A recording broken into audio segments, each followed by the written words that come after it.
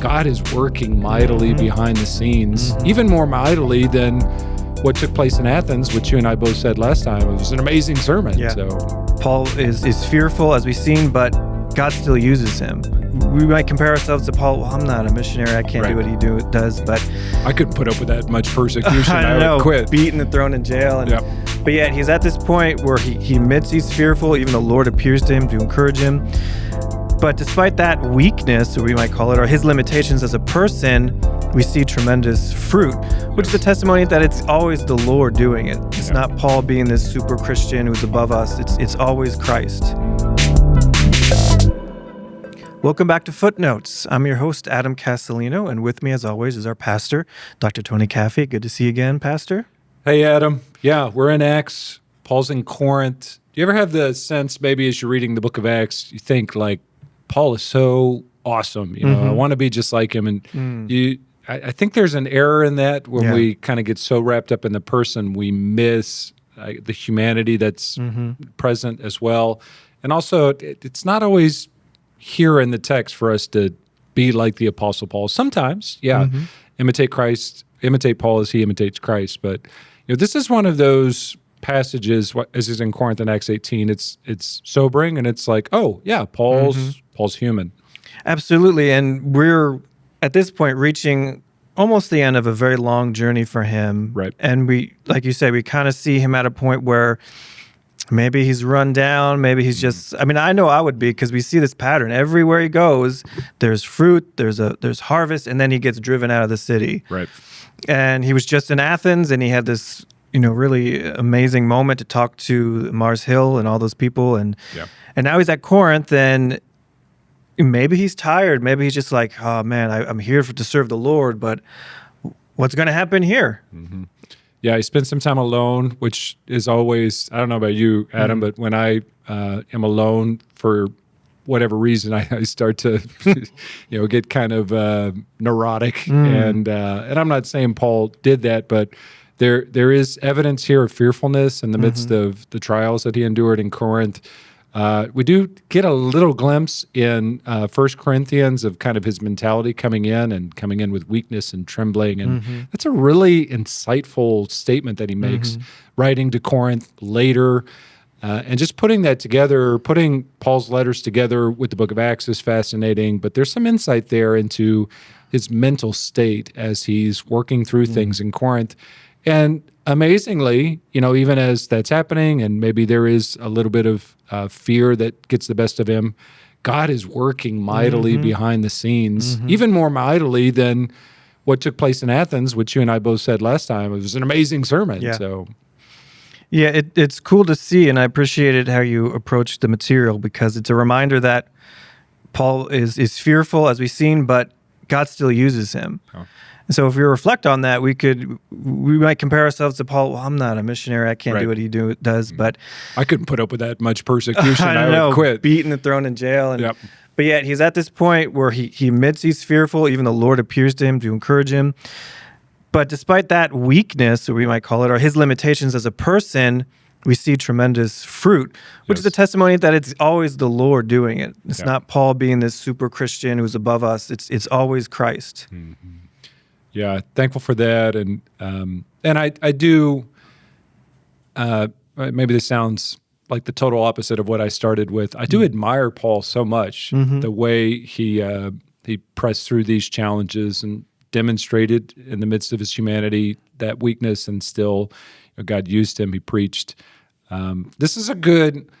You can read the book of Acts, and if you're not careful, you're just kind of like, he went there, and he went there, and he went there, and let's look on the map, and, we've used maps, and maps are super helpful, but, he did that, he did that, he did that, into the book of Acts, and you'll miss, if you're not careful, some of the nuance, some of the little clues there, that there's additional things taking place in the text that are worthy of note. And I remember, you've been to a Simeon Trust training before, and I remember one of the training sessions we had where we were talking about preaching units in each book. And what you want to look for is, in terms of the author's writing, what unique contribution does this pericope, sorry to use a big word, but this passage or this paragraph, if that's what it is, what does it contribute to the overall argument of the letter, or in this case, the book of Acts? And why did Luke write this? Why did he write, I don't know how many paragraphs it is, but so many verses on Paul in Corinth? And yet it seems like at the end of the chapter, he just like speeds it up, and he goes to Ephesus, he goes there, and then starts his third missionary journey. It's like, wow. For some reason, Luke wants us to learn something from what Paul did in Corinth. What is that? I think, at least in part, in the midst of his fearfulness, God showed up, and there was fruitfulness demonstrated there. Yeah. So as you were moving through the message, you spent some time talking about how God was providing. Some really spectacular things happened while he was in Corinth, and early on, he's there. He's like you said, he's alone. Silas and Timothy are up in Macedonia taking care of stuff. Yeah. But then God doesn't leave Paul alone. He provides these ministry partners in people who become very important to a certain extent, Aquila and Priscilla. Mm-hmm. And you elaborated on how we need ministry partners. So let's explore for a little bit. People listening here, they may not be a preacher, but what ways can they see themselves as partners in their local church, in our church? How do they encourage you as the pastor, our elders, our teachers, and maybe in ways that Priscilla and Aquila did, or maybe in other ways that are relevant today? Thank you for this question. Love Priscilla and Aquila. Their presence in the New Testament is super encouraging. Their show of hospitality, opening up their house for the church to meet. We're going to deal with, here's a little teaser for next sermon, they're going to address with Apollos a theological deficiency and help him. So they had some theological chops, if you will, to be able to address issues in the scripture, probably informed by the Apostle Paul. But yeah, I would say, our church, and you and your wife are good examples of this, is we have a church that's full of Priscilla and Aquilus. The kinds of people that working together as a married couple serve the Lord, love the Lord, serve in children's ministry, serve on the worship team, and complementary gifts. I don't want to say too much because we don't really have a great amount of detail about what their gifts were, although I did touch on at least the ability to instruct in terms of doctrine. But so they knew their stuff. But, whatever gift you have as a married couple that you can offer to the church, help out the Apostle Paul, if you will, of our church, the elders, the pastor, that's helpful and that's beneficial. And, I think too, you look at the book of Acts and you're like, oh, here's a single person, or at least only the man that's traveling. Peter was definitely married. He had a mother-in-law, so he might have traveled with his wife, although she's not mentioned. There is mention of other women, including Mary. There is Lydia. There's Dorcas and others that are active. But so this is kind of a rare, it's just kind of surprising in the book of Acts, a rare occurrence of a married couple being used so mightily by the church, even traveling to different places to help Paul with the church work that he's doing. And so it's a wonderful example for us to extrapolate from here. Look, married folks serving the Lord, serving the church, being used mightily. Sorry if this sounds a little crass, but go and do likewise, married couples within the church. Yeah, I think that's sometimes a missed opportunity for a lot of people. We kind of see men want to do their stuff and the women, doing women ministry, and that's all very vital and important. But to see a husband and wife working together, and like you said, in critical ways, they were very important to Paul in this season. And then Apollos would have been totally deficient, as you said. Right. But they clearly learned from Paul and then passed on what they learned to Apollos. And it's encouraging, and it might not be immediate, like, well, how can me as a husband and wife, how can we work together? There are opportunities that come up all the time. Yeah, lead a small group, serving children's ministry together. Yeah. I've had, and we could talk to Kyle because his wife leads children's ministry here. But, married couples are great working together most of the time. I should probably qualify that. That's a great place for you to step in and serve and kind of learn how to work together. I mentioned serving on the worship team, greeting together. It's opening up your home and, leading a small group or hosting a small group. I'll just speak for me and my wife for a second. That's probably the best thing we do together, Adam. I mean, we do a number of things together, but we love that, being able to welcome people into our home for our small group or whatever, and just feed them, love on them, come have a seat, let's talk about life, that kind of stuff. Any person in the church, married folks can use those gifts in that way. Yeah. There definitely seems to be, at least in this sense, a kind of a multiplication factor when a husband and wife, when they know how to do it, there's a learning curve, but when they minister together, that wouldn't necessarily be there separate. So it's definitely worth those listening to consider that. And I love the literary feature too. I just want to touch on this. Luke does this thing where he introduces a character and then he circles back with them. He did that with Barnabas. He did that with Timothy. He did that with Paul. Paul at one time was a minor character, and all of a sudden he's like the major character. So and there's probably a term for this literary technique, foreshadowing or something, but I love, he just kind of touches on Priscilla and Aquila and introduces them to you as a new character. Think of it like a TV show or something. And it's like, oh, we got a new character here. And then as we find out as the book progresses and as the New Testament progresses, these people are really important to the early church. Yeah, so that's cool. It's pretty encouraging. And this is all taking place in the backdrop of a city where we wouldn't necessarily expect God to move so powerfully. Right. You had mentioned some of the characteristics of that city and Corinthian girls, and maybe people would have thought, well, no, Athens would be the place where it all explode because they're so intellectual and educated and they'll take to it well, maybe. Instead, we don't see a lot, at least at that time, as far as church planting or evangelism. But then Paul gets to Corinth and he's there for a year and a half. You could imagine someone like Paul, it's like, this is a luxury. I'm here for, like, how many people could he reach in a year and a half? And it becomes such an important kind of hub, biblical hub, at least at that time.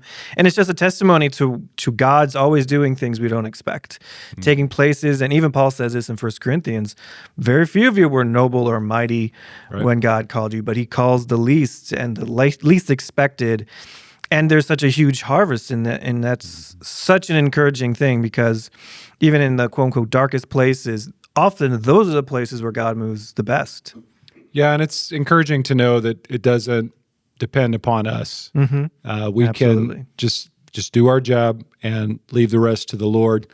I don't know if I've commented on this before, but if you look at church history, there were a certain number of missionaries that went into the Far East, went to Japan, went to Korea. And if I remember correctly, I'm trying to remember from some of the missiology classes that I had, but even more missionaries went to Japan than went to Korea. And then over time, for whatever reason, South Korea just blew up with evangelistic fervor and people getting saved and even sending out missionaries, competing even with the U.S. in terms of the number of missionaries that they were sending out per capita.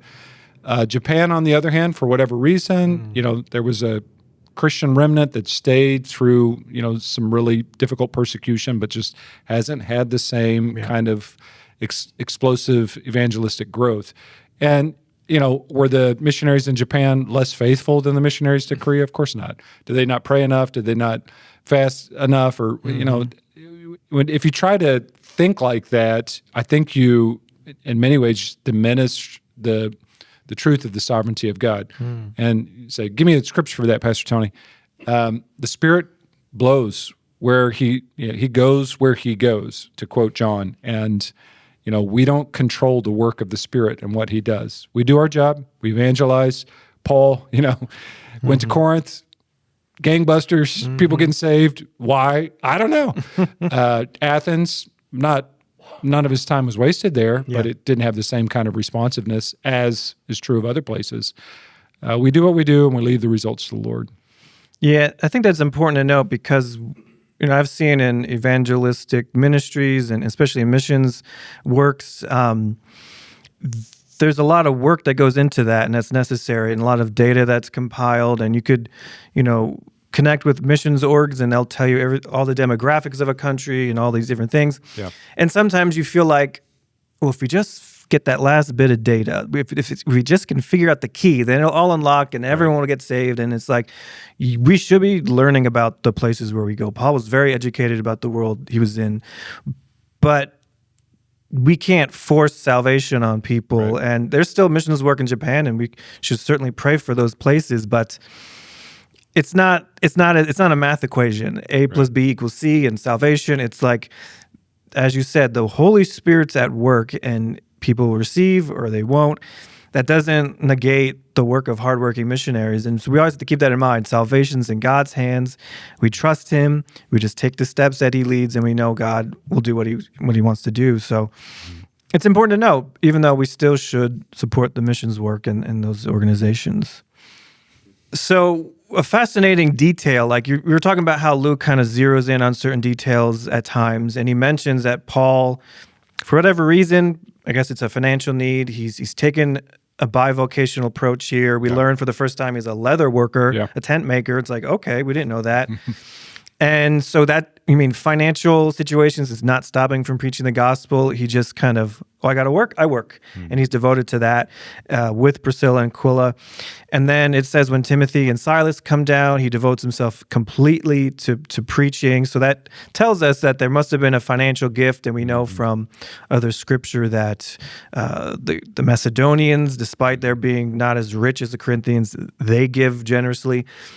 And for some reason, we find out about this in 1 Corinthians and 2 Corinthians. He never even asked them for money, even though he says, well, I have this kind of right to do that. I didn't want that to be a burden to you. So it kind of illustrates this Paul's devotion is not going to be backed down because of money. He's willing to do whatever he can. So what are your thoughts on some of that? Great. Well summarized there. And even though there's no explicit statement in the book of Acts, you're right, we can piece that together. Why did he, when Silas and Timothy show up, all of a sudden just dedicate himself to the ministry, probably connecting that to 1 Corinthians and Philippians because of that gift that he received. And I think that's instructive for us. Paul would argue in 1 Timothy for the goodness of providing for the pastor, elder, the primary teacher within the church community. He used an amazing, metaphor from the Old Testament. Don't muzzle the ox when he's treading grain. So, pastors are oxen. Let them receive what's due. And then at the same time, like you said, he denied compensation for some reason, probably because of the immaturity of the Corinthians. He's very angry in 1 Corinthians and 2 Corinthians to a certain extent. So he's struggling with them, and he's holding that over them, saying, I didn't take money from you, but I had the right to, almost as if to leverage that for their own generosity within the church body. And I do find that fascinating, and I just want to say my thankfulness throughout the world for pastors who are vocational, pastors who are bivocational, people who serve the Lord and never receive a dime from the church. Like, God is honored and pleased in all of that, and yet there is this New Testament paradigm, I would say, about the goodness of providing for those who are the, leading, especially in the teaching of the scriptures within the local community. We see that even as an Old Testament precedent with the Levites. So all of that is confirmed very quickly in this passage, and then at the same time, like Paul is allowing us to see the goodness of bivocationalism. If that's necessary, have a trade, go to work. I remember even as a young pastor, I had another pastor pull me aside and say, because I was thinking about quitting my business degree and just going to Bible school and just going all in on Bible school. And he's like, you know what? You're almost done with your business degree. Just finish it. You might need it down the road. You never know what's going to happen with your work environment. And I appreciated that wisdom. I used it at least for a season, some of that training. And I think that mentality should be present for all of us. If we need to work in light of ministry outside the church, let's be available to do that. If we can work for the church, and that's when that option was availed itself to Paul, he took it. Absolutely. So I would like to throw this to our producers and see what they have to say. Yeah, thanks, Adam. I just kind of wanted to add to what you were saying, theorizing why Paul might not have, availed himself of the of what he calls in 1 Corinthians a command from the Lord to provide. Right. He says, I didn't take advantage of these rights. And I agree. I think maybe one of the reasons could be that Corinth being a predominantly Gentile culture, they would have had a different mentality. I think in the Jewish culture, part of their mentality was if this person comes preaching, we should at least like provide for him a little bit, right? So that probably would have been a normal thing in that culture. Yeah. But he goes to this new culture. They don't understand any of that stuff. That's probably out of their wheelhouse. And so in order to not hinder the gospel, him kind of showing up with his hands, I think that was part of the reason. But he actually gives us another reason in later on in 1 Corinthians where he says, chapter 9, verse 19, though I am free to alleviate, to receive this. Yeah. He says, but he's like, I belong to no one. I have made myself a slave to no one to win as many as possible. And so we see that even in a modern context. There are some pastors, as you mentioned, who are either bivocational or they don't take anything from the church in order to not be a stumbling block. We've seen pastors abuse the church finances, and that is a huge stain on Christianity. And so maybe you want to speak to that a little bit. And I mean, obviously, we could tell by your situation that you are just raking it in from working as a pastor at this church. But maybe you want to speak to in general. I think you covered it. I'll just extend what you said in terms of an analogy, because you said Corinth, predominantly Gentile culture. So he was maybe trying to accommodate them. So take that a little further. He writes 1 Timothy. Timothy's in Ephesus, another predominantly Gentile church. Timothy's leading over, probably some Jews there too. And yet that's the place where he's giving that explicit instruction to not muzzle an ox while he's treading grain, to elders who teach are worthy of double honor. Yeah, he says it too. He says it too in 1 Corinthians. He uses the exact same. He says the law says, and he's referring to the law of Moses, that don't muzzle the ox while he's treading out the grain. Is it for the ox, or he says, is it about the ox or is it God's concern? Like, why is this commandment? Why does it exist? So just to tease out what you were saying about the Gentile world, yeah, you're probably right. But Gentiles aren't incapable of learning the Old Testament and appropriating the Old Testament. Yeah. So even if they had a learning curve to kind of get up to speed on what it looked like properly in terms of a faith community, they were able to be instructed from the Old Testament, like this is what it looks like, and this is healthy. There are parallels. I don't know if we have time to get into this, but Seneca and others, some of the traveling teacher, preacher, philosophers in the Greek world, there was an expectation for some of them that they would have some kind of financial compensation. Obviously, they weren't planting churches and leading churches, but oftentimes they would go into communities, and it was like the first century equivalent of a love offering, where people would like, thank you for that philosophy. Here's a few bucks, So that's also a difference in value propositions, right? Like they in the Greek Roman culture, they valued things like philosophy and wisdom in general. So when you had somebody come, they would be, oh yeah, we should. But this is a guy preaching, what is this gospel? What is this God that you speak of that we've never heard of? We don't value that as much. Mm-hmm. Yeah. I'll just touch on briefly what you said about, pastors and even elders more at large abusing the opportunity they have to gain a salary. Yeah, I mean that is a bad thing. It is a bad look for the church, and you got to be careful too. I know I'm not unbiased with my reasoning here, but you got to be careful to not color the whole church based upon a few bad apples. Yeah, we just read a book, Adam and I recently, is with our Preachers Guild. And preachers' kids get a bad rap. They're always, the worst behaved in church or something like that. Actually, there's data that's presented in this book that actually preachers' kids do better than kids who aren't preachers' kids.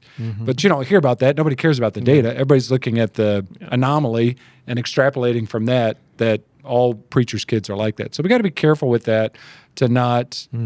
And I said this, I've probably said this before too, here, like pastors faithfully serving the Lord in their local churches, staying married to their wife and, earning a respectable salary. That's not newsworthy. Nobody wants to read an article on that in the New York Times. They want to read about the crazy pastors, the ones who are sleeping around, the ones who are embezzling funds. And I mean, the picture then that's projected on the whole world is, well, all pastors are like that. That's not true.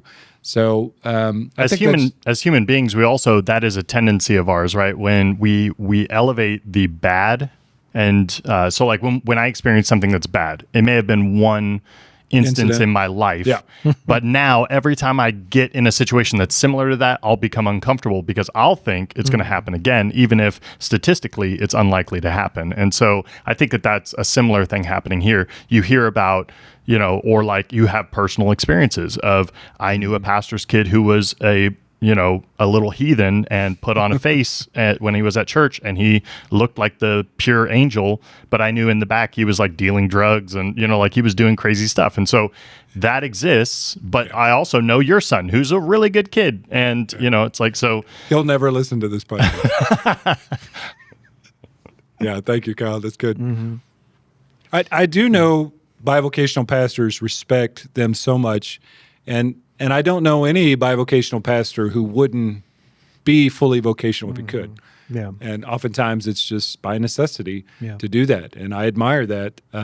But like Paul, just to go tie it back to the text, when he had the option to go all in on ministry and to put the tent making aside, he did it. Yep. Yeah, or the handful of people that were independently wealthy for whatever other reason, a book sale, or their spouse is like, has money or a really good job. And I know some people like that where they preach full time. They're not bivocational, but they still don't take money from the church. And so again, maybe there's like there's a noble thing in that as well. Not saying that we should castigate pastors for taking money. That's not the point of this. Just to say that sometimes, going back to a few weeks ago when you were talking about giving up liberties in order to preach the gospel, sometimes that too is something that can be useful. Yeah, good. Thanks, Kyle. So the text tells us Paul was at Corinth for a long time. He instructs the church. He sees tremendous growth, but the change is in the wind. He eventually moves on, and at the end of the text, we see him head towards Syria. He stops just briefly at Ephesus, so that we know he goes back there, and then eventually returns to Antioch, his home base, and then kind of goes back again to encourage some of his previous churches. So we kind of come full circle at the end of this passage. And you make that point in your message, God rejuvenates his servants. And so we see kind of a brief respite for Paul.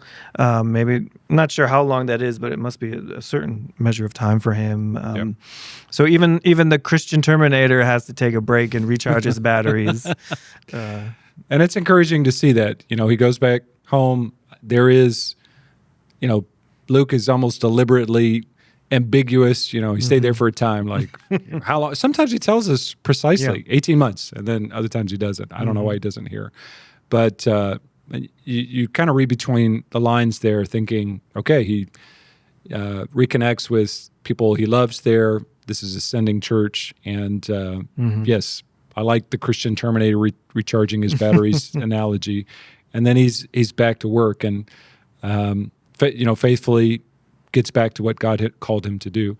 I do, I think that rest side is good, and it shows us maybe a side of need there in Paul's life in the middle of this, crazy travel pace, But I do want to touch on just briefly the promise God gives and then the way in which he delivers it, which is there's you're a writer, so I know you appreciate that. There's a tension moment in the text where Paul's about to open his mouth and defend himself, and maybe going to start invoking the, Roman citizenship stuff, or, maybe he's going to do something else. Maybe he's going to preach the gospel. I don't know. But it's like God waits till that exact moment when the tension point is at the highest to come through in a huge way for him. And it's neat to see the promise of God fulfilled in such a short span of time too. Some of our promises, as I touched on in the sermon, we're not gonna see until eternity. And so we're waiting a long time for it. Yeah. This is like, all within a few verses. God makes an awesome promise, and then he fulfills it in dramatic ways. Praise God. He's always true to his promises. Yeah. So any other thoughts from our producers?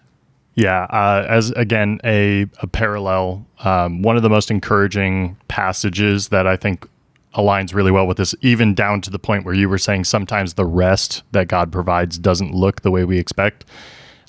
In Matthew's gospel, right after Jesus sends his disciples out, when they return, he actually tells them that he tells them, come away by yourselves to a desolate place and rest a while.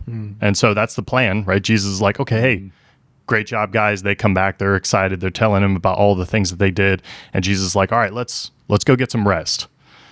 And immediately after that, he feeds the 5,000. And you can imagine in that moment, these disciples that are like, Jesus, you said rest, and now we're working. And he's like, we can't leave these guys. Like, we gotta do this, right? So he does that work. And then what transpires after it is that not only do they have enough food to feed them, but he provides they have enough for the disciples as well, who were doing the work. And so I see that as a fulfillment of what you're talking about, where, sometimes we want rest to look a certain way, and then we try to manufacture that. I think in the moment, if Jesus wasn't telling them, no, like, we need to do this, the disciples would have been like, we're not gonna participate with these guys. We're just gonna leave them. And so, yeah, sometimes there's just one more. It's like when you have that, you're working with a personal trainer. He's like, one more rep, and he just keeps telling it. It's like sometimes Jesus is like that. He's like, one more. I know I said rest, but we could do one more.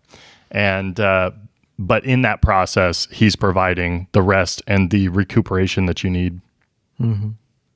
Good, thanks for that. I'll just add a Call Viomer argument.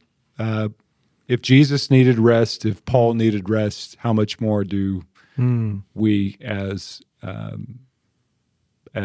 modern day Christians? Yeah, absolutely. So Paul has finished this journey, although we already see he's primed for the next journey. Next week we're going to wrap up this chapter and jump into the next one. Any teasers for us? Yeah, one of my favorite stories involves the 7 sons of Sceva. So there's your teaser right there. I used to listen to a band when I was in high school called Black Eyed Sceva. And this is like way back in the 90s. So way back. But great name for a band. I think it'll make sense if you read that story and find out who these guys are. So more on that next time. Well, they definitely had a few black eyes. Well, thank you for being here, Pastor Tony. Thank you for watching. Be sure to visit our channel with all our content and check us out at messiahbible.org.